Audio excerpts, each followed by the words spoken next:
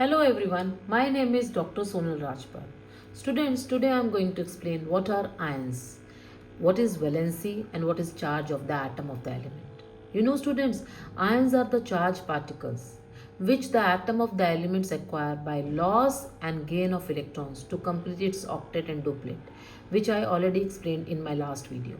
And you know, student, atom stability is octet rule, and when the atom acquire the stability, it will becomes an ions.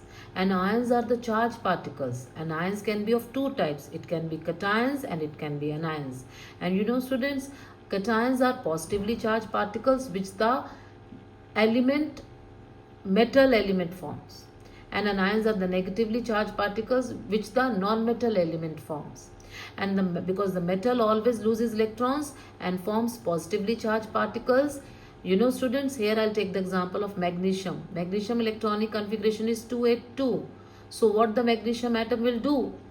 It will lose 2 electrons and it will become ion or positively charged particles, that is cation. And it's complete its octet by having 8 electrons in the L shell.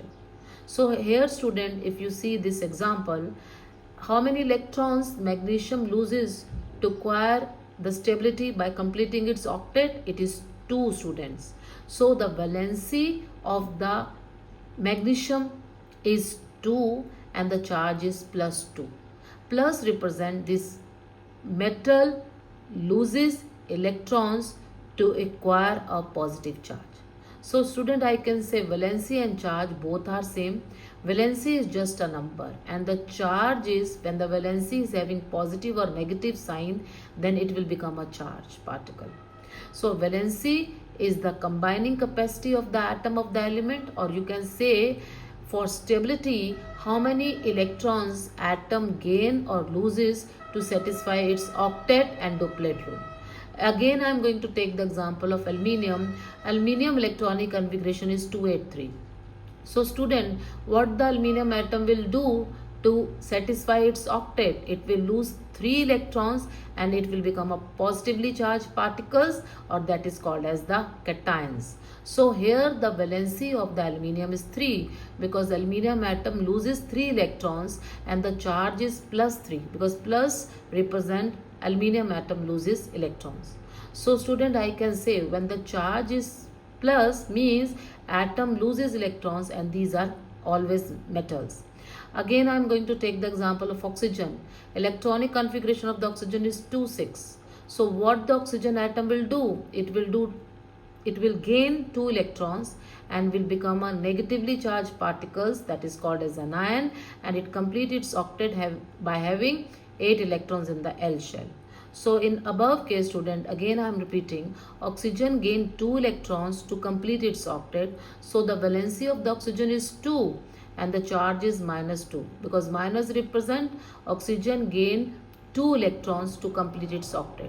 So the charge of minus 2 here means minus represent when the atom of the element gains electrons, you have a negatively charged particles, and 2 means it gains 2 electrons. So it is always a non-metals because non-metals are always gaining electrons. So in conclusion student, I can say the charged particles are always formed by losing and gaining electrons by the atom of the elements, and these charged particles are always called as ion. An ion can always be a cations and anions. Cations are positively charged particles and anions are negatively charged particles. And you know student, if the atom loses electrons, it always carries a positively charged particles, means cation is formed, and metals always form cations. And if the atom gain electrons, it always carry a negative charge, and you know students, non-metals always gain electrons and they will become an anions. So anion and cations are the charged particles, and if the atom has 8 electrons students or 2 electrons in the valence shell, what it will do? Then no gain and no loss of electrons can be done by the atom of these elements. So no charge, no valency, as no gain and loss of electrons takes place. So the valency is 0, charge is 0, and these elements are always considered as non-metals. Thank you student. If you like my video, please subscribe my channel for more videos. Science classes @ Dr. Sonal Rajpal 123.